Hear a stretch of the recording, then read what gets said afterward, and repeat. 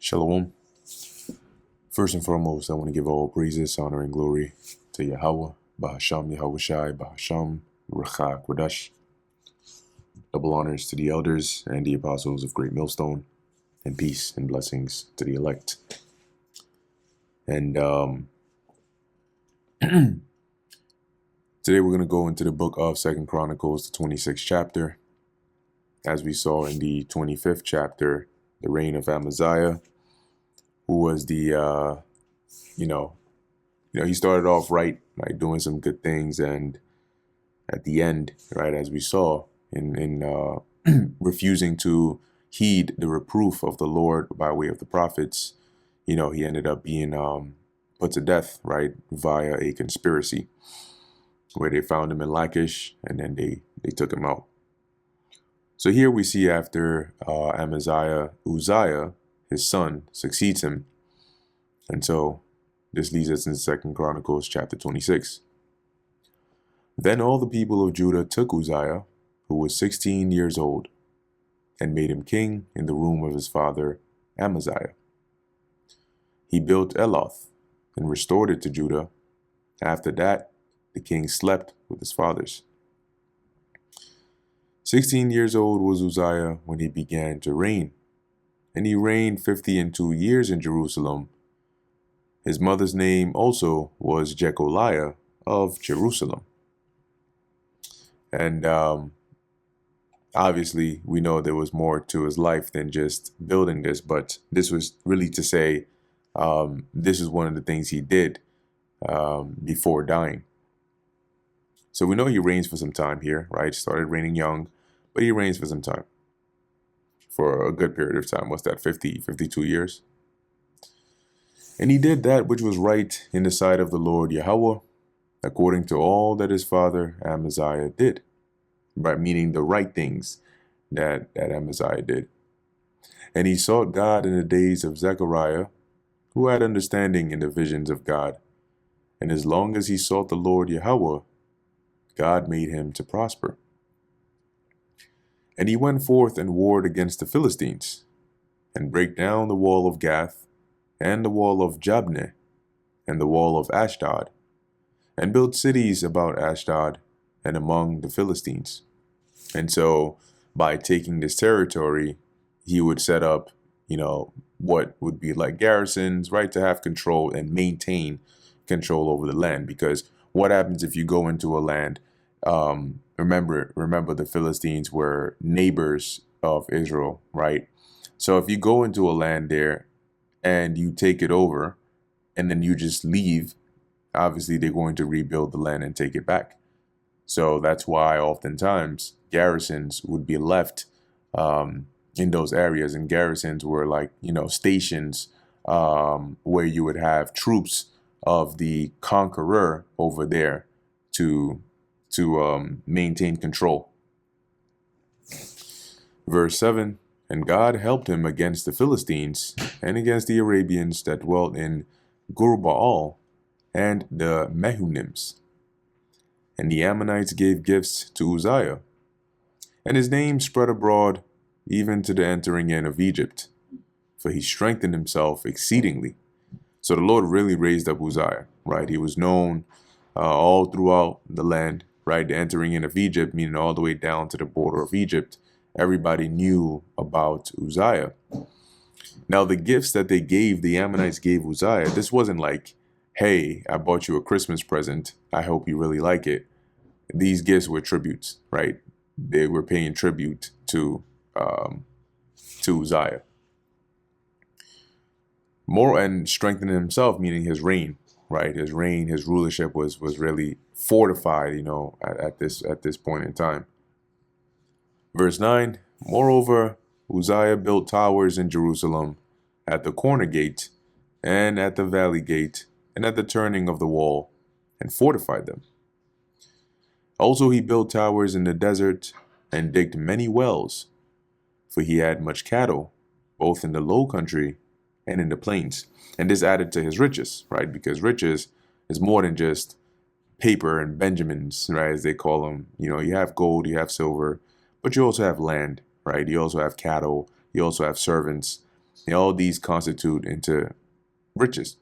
So by having all this cattle here, you obviously need to preserve them as well.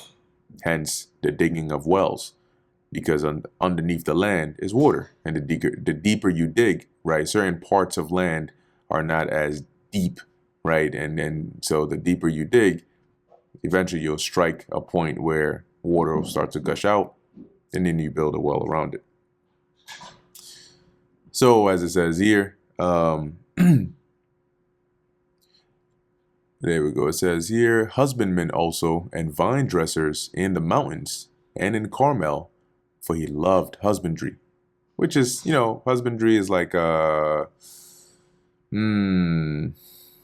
farming is a light term to put it, but like you plant, right? You dig up the earth, right? You break up the earth, you plant different flowers, different fruits, different trees. You don't plant the fruits, you plant the seeds, but you get the point. All right. And if we were to look in here, take a look here at husbandry. So right, it says ground, land, ground as general, tilled, yielding sustenance. Right, so you till the earth, you take care of the ground, you plant things. That's what pretty much farmers do. But some people are into that stuff, right? Where we at? Verse 11. Moreover, Uzziah had an host of fighting men that went out to war by bands. So he had a nice, professionally well-trained army, and they were like how you had the Greeks and the Romans, and they were split up like they're different. They had centurions, right, which you would have groups of hundreds, and you would have a leader or a captain over them. So bands are a group, a certain amount. According to the number of their account by the hand of Jael, the scribe, and Maaseiah, the ruler, under the hand of Hananiah, one of the king's captains, and the ruler here being an officer or an official. So they basically orchestrated and arranged the ordering, the breaking up of the bands and so on. The whole number of the chief of the fathers of the mighty men of valor were 2,600. So you had about 2,600 captains, right, or chiefs as they put them here, over the rest of the army. And under their hand was an army 300,000 and 7,500. So that's 307,500. Keeping in mind the and in arithmetic represents summation, so you're adding. It says here that made war with mighty power to help the king against the enemy. And the war with mighty power here, meaning when they made war, they were powerful. So when they made war, they would often overcome the enemy. And so Uzziah relied on them to conquer, right? And Uzziah prepared for them throughout all the hosts shields and spears and helmets and harbigons. And the harbigons, when you look it up, it's mainly like armor, right? Some like mail and armor and stuff. And bows and slings to cast stones. And he made in Jerusalem engines, and these are devices, and you'll see for what purpose here.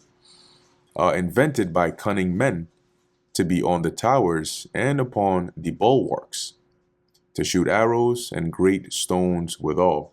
So you can imagine certain fortresses, right? If you've ever watched Game of Thrones, for example, you'll notice that like the wall, you have certain fortresses, right? And even other areas that are fortified. And on the top, you have soldiers.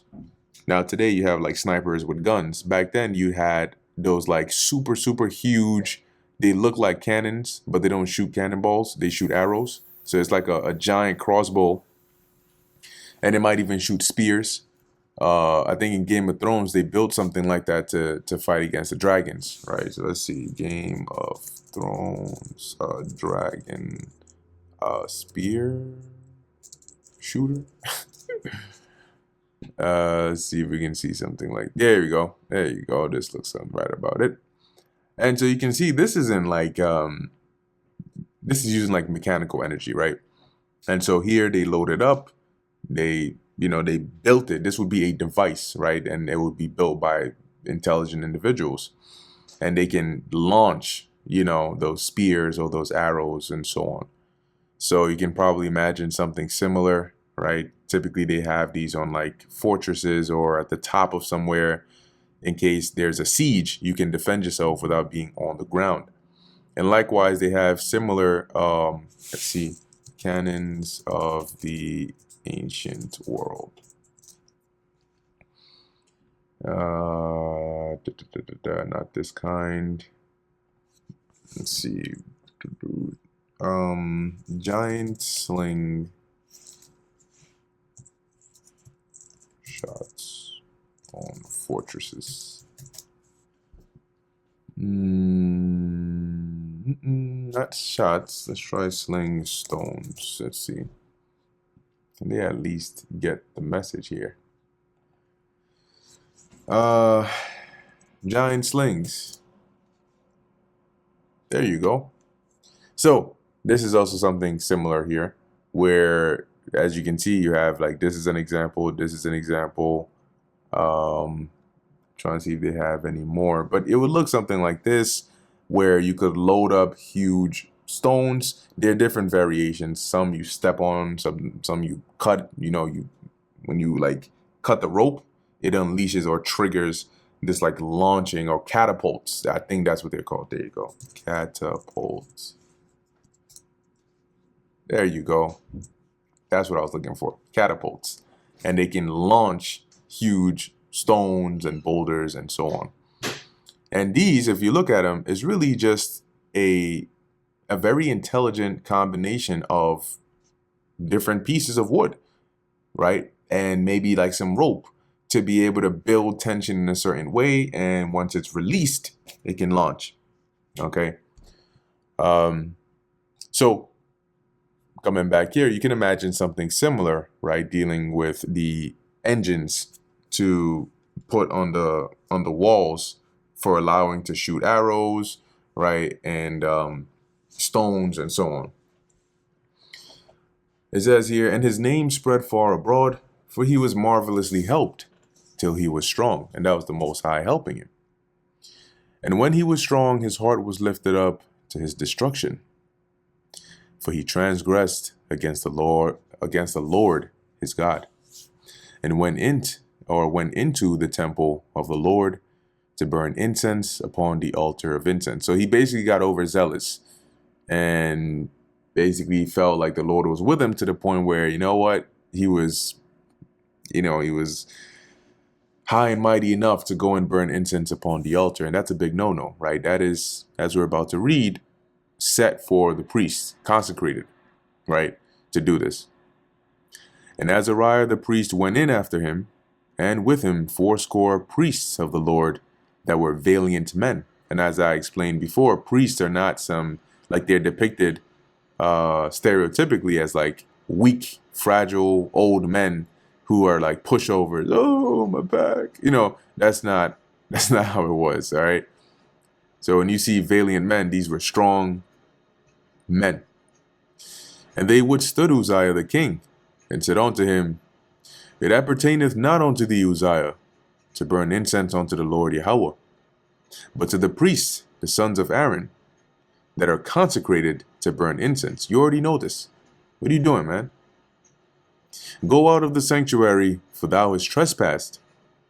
Neither shall it be for thine honor from the Lord Yahweh. So this thing you're doing, yes, burning incense is something the Lord has delight in, but if it's done correctly, and you doing this is not going to be an honorable thing. As the king who burned incense unto the Lord, it's not your role, it's not your lot. And in fact, you are transgressing. And then Uzziah was wroth, so he was mad, and had a censer in his hand to burn incense. So he was ready. When he came up in there, he already had the censer and everything, picked it up. He was ready to go and do it, and they stopped him and said, whoa, whoa, whoa, whoa, whoa. You're doing too much right now. All right? And while he was wroth with the priests, so he's maybe probably going back at it with them, let me do my thing. So in the midst of this, the leprosy even rose up in his forehead before the priests in the house of the Lord Yahweh from beside the incense altar. So they stopped him by the altar. They didn't let him go to burn the incense, and he's going back and forth with them. And in the midst of this, the Lord strikes him with leprosy, and then they start to see it on his forehead. And they're like, uh-oh. And so you can imagine, like, sometimes you have like a parent, you may have the kids and their children are going back and forth, back and forth, back and forth, and then eventually the parent like intervenes and it's like, all right, enough of this. So the Lord intervenes. He says, enough of this, and he smites Uzziah with leprosy. And it was and Azariah the chief priest, and all the priests looked upon him. Because remember, in the law, it tells you, right, if there's a bright spot, you would be inspected by the priest, and they had ways of confirming, was this leprosy or was this something else? So they looked, and behold, he was leprous in his forehead. So once they confirmed that, and they thrust him out from thence, he himself hasted also to go out, because the Lord Yahweh had smitten him. So they were like, oh, yo, get him out of here, get him out of here. So they grabbing him, they taking him, and he's not even resisting. He's like, I'm already out, man. I'm already out. Shit, man. I done messed up. So you can imagine what that looks like. And Uzziah the king was a leper unto the day of his death, and dwelt in a several house, being a leper, for he was cut off from the house of the Lord. So he wasn't allowed back into the temple. And Jotham his son was over the king's house, judging the people of the land. So the several house is a separate house. And remember that leprosy is contagious, right, over time. And so the lepers were separated, and they dwelt in their own area. And so, of course, the Lord didn't put him to death, right? Having been that he followed the Lord, but in being overzealous, he transgressed. And so the Lord smote him with what the Lord deemed to be an appropriate punishment for doing this. So he had to dwell in that house, and his son would take care of the matters in the palace, being that Uzziah was separated. Now the rest of the acts of Uzziah, first and last, did Isaiah the prophet, the son of Amos, write. So there you go. Now you know Isaiah is around the time of Uzziah. So Uzziah slept with his fathers, and they buried him with his fathers in the field of the burial which belonged to the kings. For they said, he is a leper. And Jotham his son reigned in his stead. So you notice they didn't bury him, as it says, in the sepulcher, right, of his fathers, or of the kings of Israel, but in the field of burial which belonged to the kings. And so that is the story of Uzziah, and how his zeal got the best of him, and ended up getting him judged by the Lord. So with that, Lord willing, this was edifying to the elect. In closing, I want to give all praises, honor, and glory to Yahweh, Bahasham Yahweh Shai, Bahasham, Racha Kodash. And until next time, Shalom.